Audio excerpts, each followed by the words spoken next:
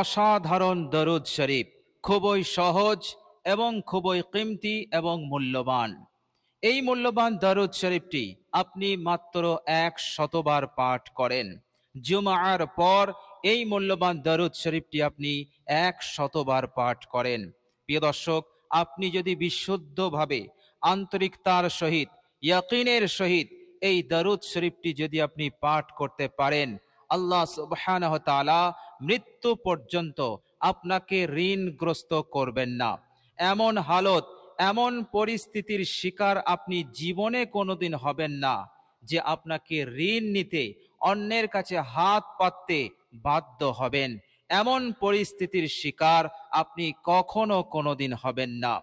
প্রিয় দর্শক, এই দরুদ শরীফটি এতটাই পাওয়ারফুল এবং এতটাই শক্তিশালী, বরকতপূর্ণ। এই দরুদ শরীফটি পাঠ করলে আল্লাহ সুবহানাহু ওয়া তাআলা আপনার রিজিকে, আপনার কারোবারে এত বরকত দেবেন, এত বরকত দেবেন, এত উন্নতি হবে যা আপনার কল্পনার বাইরে। আল্লাহ সুবহানাহু ওয়া তাআলা অল্প দিনের মধ্যেই আপনাকে অঢেল সম্পদ, টাকা পয়সা, দৌলত দিয়ে আপনাকে মালামাল করে দেবেন। বলুন সুবহানাল্লাহ। প্রিয় দর্শক, কখনো কোনোদিন ঋণগ্রস্ত হবেন না, কিন্তু আরেকটি উপকার আপনি পাবেন, আর সেটি হচ্ছে আপনি যদি ঋণী হয়ে থাকেন, অনেক টাকার আপনি ঋণী হয়ে আছেন এবং সেই টাকা পরিশোধের কোনো ব্যবস্থা আপনার কাছে নেই, টাকা পয়সার অভাবে আপনি ঋণ পরিশোধ করতে পারছেন না।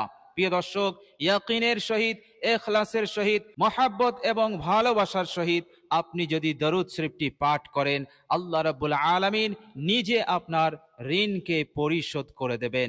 বলুন সুবহানাল্লাহ। যত টাকার ঋণ হোক না কেন, আল্লাহ রাব্বুল আলামিন তিনি পরিশোধ করে দেবেন। ঋণের ব্যাপারে আর কখনো আপনাকে চিন্তা করতে হবে না। আল্লাহ রাব্বুল আলামিন এইভাবে করে আপনাকে মুক্তি দেবেন, আপনাকে নাজাত দেবেন। বলুন সুবহানাল্লাহ। প্রিয় দর্শক, ঋণের বালা বড় বালা, ঋণের বিপদ বড় বিপদ। আল্লাহ সুবহানাহু ওয়া তাআলা এই একটি দরুদের ওসিলাতে এই কঠিন বালা হতে আপনাকে মুক্তি দেবেন।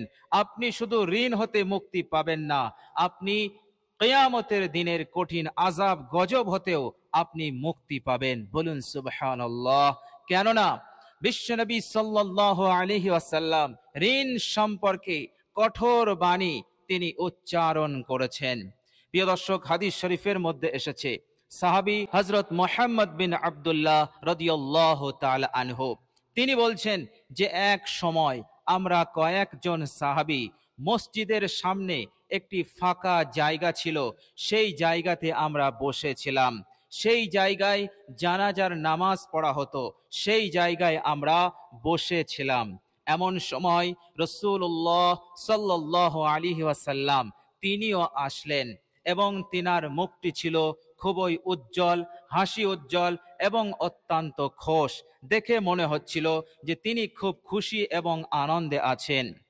এর কিছুক্ষণ পর রাসূলুল্লাহ সাল্লাল্লাহু আলাইহি ওয়াসাল্লাম আকাশের দিকে তিনি মুখ তুললেন। কিছুক্ষণ তিনি দেখতেই থাকলেন। এরপর তিনি মাথা নামালেন। এরপর আমরা যখন রাসূলুল্লাহ সাল্লাল্লাহু আলাইহি ওয়াসাল্লামের চেহারার দিকে দেখলাম, তখন রাসূলুল্লাহ সাল্লাল্লাহু আলাইহি ওয়াসাল্লামের আর হাসি মুখ ছিল না, তিনি অত্যন্ত চিন্তিত ছিলেন। চেহারা দেখে বোঝা যাচ্ছিল যে তিনি অত্যন্ত চিন্তিত। এরপর রাসূলুল্লাহ সাল্লাল্লাহু আলাইহি ওয়াসাল্লাম চিন্তা অবস্থায় তিনি কি করলেন, নিজের হাতটা কপালে রাখলেন। এরপর তিনি পড়লেন সুবহানাল্লাহ, সুবহানাল্লাহ, সুবহানাল্লাহ। প্রিয় দর্শক, এই সুবহানাল্লাহ বলাটা আশ্চর্যান্বিত। আরবের মানুষ যখন আশ্চর্যান্বিত হতো তখন তারা মুখ দিয়ে সুবহানাল্লাহ বলতো। প্রিয় দর্শক, বিশ্বনবী সাল্লাল্লাহু আলাইহি ওয়াসাল্লামের এই সুবহানাল্লাহ বলাটা খুশির কারণে ছিল না। রাসূলুল্লাহ সাল্লাল্লাহু আলাইহি ওয়াসাল্লাম তিনি 3 বার সুবহানাল্লাহ বলে বললেন, কত বড় ধমকি, কত বড় ধমকি। প্রিয় দর্শক, উপস্থিত সাহাবারা কিছুই বুঝতে পারলেন না যে রাসূলুল্লাহ সাল্লাল্লাহু আলাইহি ওয়াসাল্লাম কি দেখলেন আর কি ধমকি নাজিল হয়েছে। রাসূলুল্লাহ সাল্লাল্লাহু আলাইহি ওয়াসাল্লামও সেদিন তিনি ক্লিয়ার করলেন না সাহাবাদের সম্মুখে। হযরত মুহাম্মদ বিন আব্দুল্লাহ রাদিয়াল্লাহু তাআলা আনহুমা তিনি বলছেন যে আমরা সকলেই চিন্তিত রয়ে গেলাম এবং আমাদের জিজ্ঞাসা করার সাহসও হলো না সেই সময়। এরপর দিন গেল, রাত গেল, সকলেই নীরব, কেউ কোনো কথা বলছে না। কেননা সাহাবাদের মাথায় সেই চিন্তা ঢুকে আছে যে নবীজি বললেন বিরাট ধমক নাজিল হয়েছে। কি ধমক সেটা রাসূলুল্লাহ সাল্লাল্লাহু আলাইহি সাল্লাম আমাদেরকে বলেননি, না জানি সেটা কি কঠিন বিষয় হতে পারে। এই চিন্তায় সাহাবারা কেউ কারোর সঙ্গে কথা বলছে না, সকলেই নীরব। হযরত মুহাম্মদ বিন আব্দুল্লাহ রাদিয়াল্লাহু তাআলা আনহুমা তিনি চিন্তা করলেন যে এই রকম নীরব থাকাটা ভালো লক্ষণ নয়। চলো আমরা রাসূলুল্লাহ সাল্লাল্লাহু আলাইহি সাল্লামকে জিজ্ঞাসা করি যে আল্লাহ পাক কি ধমক নাজিল করেছেন। এরপর সাহাবারা এসে রাসূলুল্লাহ সাল্লাল্লাহু আলাইহি সাল্লামকে জিজ্ঞাসা করলেন, বললেন ইয়া রাসূলুল্লাহ সেদিন কি ধমক নাজিল হয়েছিল, আপনি আমাদেরকে কিছুই বললেন না। নবীজি সাল্লাল্লাহু আলাইহি ওয়াসাল্লাম তখন সাহাবাদেরকে বললেন, ও আমার সাহাবারা, ধমক বলতে ঋণ, ঋণ সম্পর্কে আল্লাহ সুবহানাহু ওয়া তাআলার পক্ষ হতে বড় ধমকি নাজিল হয়েছে। এরপর রাসূলুল্লাহ সাল্লাল্লাহু আলাইহি ওয়াসাল্লাম তিনি বললেন, আমি সেই আল্লাহর কসম করে বলছি যার হাতে আমার জান, কোনো ব্যক্তি যদি শহীদ হয়ে যায়, আবার যদি তাকে জিন্দা করা হয়, আবার যদি সে শহীদ হয়ে যায়, আবার জিন্দা করা হয়, আবার যদি সে শহীদ হয়ে যায়, আর সে যদি ঋণগ্রস্ত থাকে, তাহলে ঋণ যতক্ষণ পর্যন্ত সে পরিশোধ না করবে ততক্ষণ পর্যন্ত সে জান্নাতে যেতে পারবে না। প্রিয় দর্শক, এই হচ্ছে ধমক। প্রিয় দর্শক, বিশ্বনবী সাল্লাল্লাহু আলাইহি ওয়াসাল্লাম এক হাদিস শরীফের মধ্যে বলেছেন, যারা শহীদ হবে, আল্লাহর রাস্তায় যারা নিজেদের জানটাও দিয়ে দেবে, তারা বিনা হিসাবে জান্নাতে যাবে। তাদের কোনো গুনাহ এবং অপরাধের হিসাব আল্লাহ পাক কাল কিয়ামতের মাঠে নেবেন না। কেননা শাহাদত সবচাইতে বড় আমল। শাহাদতের আমল অনেক অনেক কুরবানির আমল। শাহাদত হতে গেলে মাতৃভূমি ছাড়তে হয়, পরিবার ছাড়তে হয়, বাল বাচ্চাকে ইয়াতিম করতে হয়। এইভাবে সব কিছু ত্যাগ দিয়ে, কুরবানি দিয়ে নিজের জানটাও বিসর্জন দিতে হয়, তবে শাহাদত পাওয়া যায়।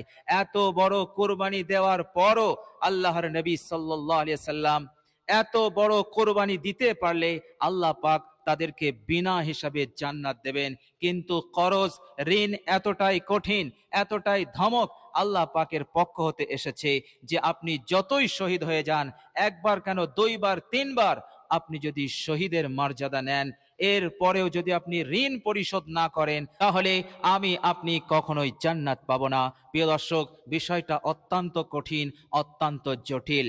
এই জন্য বিশ্বনবী সাল্লাল্লাহু আলাইহি ওয়াসাল্লাম যখন একেবারে নিরুপায় হয়ে যাবে, একেবারে অসহায় হয়ে যাবে, কোনো দিকে কোনো রাস্তা তুমি পাচ্ছ না, অভাব অনটন বেড়েই চলেছে এবং তুমি ঋণ পরিশোধ করতে পারছো না, প্রিয় দর্শক, আল্লাহর নবী সাল্লাল্লাহু আলাইহি সাল্লাম আমাদের আমলের এবং দোয়ার লাইন দেখিয়েছেন। আল্লাহ পাকের দরবার খোলা আছে, এ কথা আল্লাহর নবী সাল্লাল্লাহু আলাইহি সাল্লাম আমাদেরকে জানিয়েছেন। প্রিয় দর্শক, মনে রাখবেন, আল্লাহ রাব্বুল আলামিনের কাছে মাহবুব আমল, পছন্দনীয় আমল এবং আল্লাহ পাক দ্রুত সন্তুষ্ট হন, খুশি হয়ে যান, বান্দার হাজত প্রয়োজনকে পূরণ করে দেন যে আমলে, সেটা হচ্ছে দরুদ শরীফ। সুতরাং আজকে জুমার দিন, জুমার নামাজের পরে এই অসাধারণ মূল্যবান দরুদ শরীফটি আপনি পাঠ করুন। আল্লাহ পাক আপনার ঋণকে পরিশোধ করে দেবেন, চাই আপনার ঋণ পাহাড় সমান হয়ে যাক না কেন, এবং আগামী দিনে মৃত্যু পর্যন্ত আপনি কখনো কোনোদিন ঋণগ্রস্ত হবেন না। বলুন সুবহানাল্লাহ। দুনিয়াতে চিন্তা মুক্ত হলেন, পেরেশান মুক্ত হলেন, টেনশন মুক্ত হলেন, মৃত্যুর পর আপনি জান্নাতি হতে পারবেন। বলুন সুবহানাল্লাহ। বিশ্বনবী সাল্লাল্লাহু আলাইহি সাল্লামের সম্মুখে জানাজা নিয়ে আসা হয়েছিল। বিশ্বনবী সাল্লাল্লাহু আলাইহি সাল্লাম জিজ্ঞাসা করেছিলেন, এই জানাজা, এই ব্যক্তি কি ঋণগ্রস্ত ছিলেন, অর্থাৎ এই ব্যক্তির কি কোনো ঋণ আছে? সমস্ত সাহাবারা এবং সেই জানাজার আত্মীয় স্বজন, পরিবার, তিনারা বললেন, না ইয়া রাসূলুল্লাহ, ইনার কোনো ঋণ ছিল না, ছিল তিনি পরিশোধ করে দিয়েছেন।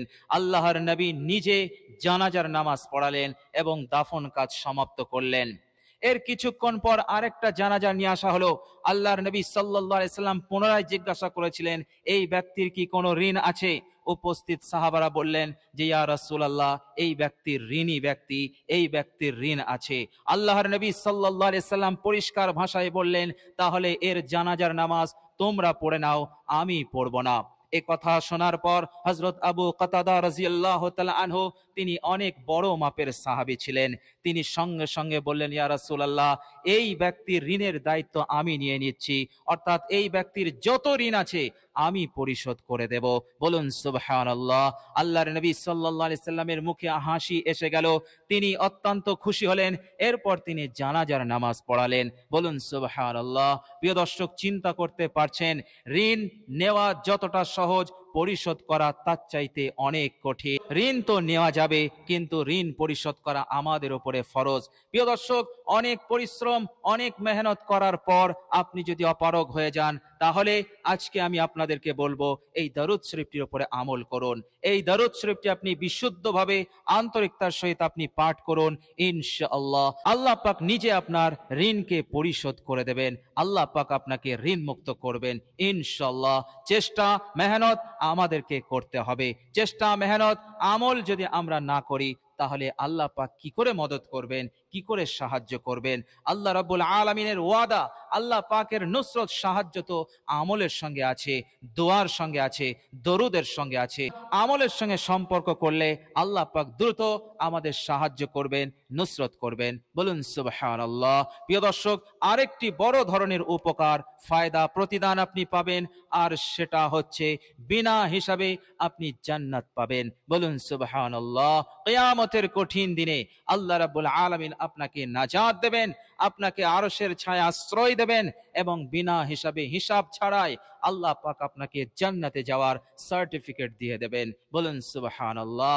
এই বড় বড় তিনটি উপকার, প্রতিদান আপনি পেয়ে যাবেন এই অসাধারণ, অতি সহজ এবং অতি মূল্যবান উপকারী দরুদ শরীফটির ওপর আমরা যদি আমল করি। চলুন এবার আমরা জেনে নেই সেই অসাধারণ মূল্যবান দরুদ শরীফটি কি। প্রিয় দর্শক, আপনি যখন এই আমলটি করার প্রস্তুতি নেবেন, সর্বপ্রথম আপনি নিজের গুনাহের ওপর ইস্তেগফার পড়বেন, আল্লাহ পাকের কাছে ক্ষমা চাইবেন, নিজের যাবতীয় পাপ রাশির ওপর অত্যন্ত লজ্জিত এবং অনুতপ্ত হবেন। এরপর আপনি আল্লাহ পাকের দরবারে ইস্তেগফার পাঠ করবেন। যে ইস্তেগফারটি আপনি পাঠ করবেন সেটি হচ্ছে, আস্তাগফিরুল্লাহাল্লাযী লা ইলাহা ইল্লা হুয়াল হাইয়ুল কাইয়্যুম ওয়া আতুবু ইলাইহি। এই ইস্তেগফারটি আপনি 3 বার পাঠ করবেন। প্রিয় দর্শক, বিশ্বনবী সাল্লাল্লাহু আলাইহি ওয়াসাল্লাম বলেছেন, ইস্তেগফারের আমলকে আল্লাহ পাক অনেক অনেক ভালোবাসেন। যে ব্যক্তি ইস্তেগফার পাঠ করে, ওয়া রাযাকাহু মিন হাইসু লা ইয়াহতাসিব, আল্লাহ পাক তাকে অপ্রত্যাশিত জায়গা হতে দৌলত, খাজানা, সম্পদ, টাকা পয়সা আল্লাহ পাক দান করতে থাকেন।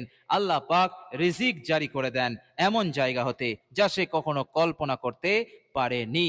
বলুন সুবহানাল্লাহ। আর আল্লাহ পাক কোরআনে বললেন, ওয়া ইউমদিদকুম বিআমওয়ালিন ওয়া বানিন, আমি তাদেরকে নেক সন্তান আর ধন সম্পদ, দৌলত দিয়ে, জায়গা জমি, এই সম্পদ দিয়ে, খাজানা দিয়ে, সবকিছু দিয়ে আমি তাদেরকে মালামাল করে দেব। এই জিন্দেগির উত্তম জীবন উপকরণ দিয়ে আমি তাদেরকে মালামাল করে দেব। এই জন্য আমরা অবশ্যই নিজের গুনাহের উপরে অনুতপ্ত, লজ্জিত হয়ে আমরা 3 বার ইস্তেগফারটি পাঠ করে নেব। এরপর আপনি এই মূল্যবান দরুদ শরীফটি আপনি 100 বার পাঠ করবেন। প্রিয় দর্শক, দরুদ শরীফটি হচ্ছে, মনোযোগ দিয়ে শুনুন, আল্লাহুম্মা সাল্লি আলা মুহাম্মাদ সাল্লাল্লাহু আলাইহি ওয়াসাল্লাম। এই দরুদ শরীফটি আপনি পাঠ করবেন 100 বার। আল্লাহুম্মা সাল্লি আলা মুহাম্মাদ সাল্লাল্লাহু আলাইহি ওয়াসাল্লাম। খুব সহজ, কিন্তু অসাধারণ উপকারী, অসাধারণ ফায়দামান। প্রিয় দর্শক, আপনি যদি ঋণগ্রস্ত হয়ে থাকেন, টাকা পয়সার অভাবে সে ঋণকে পরিশোধ করতে পারছেন না, সংসারে অভাব রয়েছে, অনটন রয়েছে, কাজ কারবারে উন্নতি নেই, সমৃদ্ধি নেই, বরকত নেই, তাহলে এই আমলটি আজকে আপনার জন্য। প্রিয় দর্শক, আমলটি করুন, বিশুদ্ধভাবে করুন, আন্তরিকতার সহিত করুন, ইনশাআল্লাহ ফলাফল আপনি পাবেনই পাবেন। কেননা দরুদের আমল এমন আমল যে আমলে আল্লাহ রাব্বুল আলামিন তিনি নিজে শরীক আছেন এবং আমাদেরকেও আদেশ দিয়েছেন আমলটি করতে। বলুন সুবহানাল্লাহ। আর আল্লাহ পাক এটা কোরআনুল কারীমের মধ্যে জানিয়েছেন, বিসমিল্লাহির রহমানির রহিম, ইন্নাল্লাহা ওয়া মালাইকাতাহু ইউসাল্লুনা আলান নবী, নিশ্চয় আল্লাহ এবং তেনার অসংখ্য ফেরেশতা মণ্ডলীরা নবীর উপরে দরুদ সালাম পাঠ করে। সুতরাং ইয়া আইয়ুহাল্লাযীনা আমানু সাল্লু আলাইহি ওয়া সাল্লিমু তাসলিমা, হে পৃথিবীর ঈমানদাররা, হে বিশ্বাসীরা, হে আমার বিশ্বাসী বান্দা ও বান্দিরা, তোমরাও আমার নবীর উপরে দরুদ এবং সালাম পাঠ করো। বলুন সুবহানাল্লাহ। প্রিয় দর্শক, বিশ্ব নবী সাল্লাল্লাহু আলাইহি সাল্লাম বলেছেন, দরুদ পাঠ করলে যত দরুদ পাঠ হবে অটোমেটিকলি আল্লাহ পাক তার আমল নামা হতে গুনাহগুলোকে ঝরিয়ে দেন, মাফ করতে থাকেন। বলুন সুবহানাল্লাহ। যে যত বেশি দরুদ পাঠ করবে, আল্লাহর নবী সাল্লাল্লাহু আলাইহি সাল্লাম বলেছেন, কিয়ামতের কঠিন দিনে যেদিন সূর্যকে একেবারে কাছে নিয়ে আসা হবে, সেদিন সেই দরুদ পাঠকারী আমার তত কাছাকাছি থাকবে এবং অত্যন্ত নিশ্চিন্ত হয়ে থাকবে, বেলা খৌফ, কোনো ভয়, কোনো গমগিন থাকবে না, এবং সে অত্যন্ত সম্মানের সঙ্গে তত আমার কাছাকাছি থাকবে। বলুন সুবহানাল্লাহ। সুতরাং এই অসাধারণ দরুদ শরীফটি অবশ্যই আমরা আমল করার চেষ্টা করব ইনশাআল্লাহ। প্রিয় দর্শক, ভিডিওটি কষ্ট করে এ পর্যন্ত দেখার জন্য আল্লাহ রাব্বুল আলামিনের কাছে দোয়া করি, আল্লাহ রাব্বুল আলামিন যেন আমাদের সকলকে ঋণ পরিশোধের তৌফিক দান করেন। আল্লাহ পাক নিজে আমাদের ঋণকে পরিশোধ করে দেন এবং ঋণের বিপদ, ঋণের চিন্তা পেরেশানি হতে আল্লাহ পাক আমাদেরকে হেফাজত করেন এবং আল্লাহ রাব্বুল আলামিন যেন আমাদেরকে টাকা পয়সা দৌলত দিয়ে মালামাল করেন, অবস্থার পরিবর্তন করে দেন, সচ্ছলতা দান করেন। এভাবে করে আগামী দিনে অন্যের কাছে লাঞ্ছিত অপমানিত হয়ে যেন হাত পাততে না হয়, ঋণ না নিতে হয়, ঋণগ্রস্ত না হতে হয়, বিপদগ্রস্ত না হতে হয়। আল্লাহ পাক যেন আমাদের সকলকে হেফাজত করেন। সকলে বলি আমিন সুম্মা আমিন। প্রিয় দর্শক, কমেন্ট বক্সে একবার আমিন লিখে দেবেন। আজ এ পর্যন্তই। সকলে ভালো থাকবেন, সুস্থ থাকবেন। ভিডিওটি ভালো লাগলে একটি লাইক এবং শেয়ার করে দেবেন। প্রিয় দর্শক, শেষে আমার আন্তরিক সালাম নেবেন। আসসালামু আলাইকুম ওয়া রাহমাতুল্লাহি ওয়া বারাকাতুহু।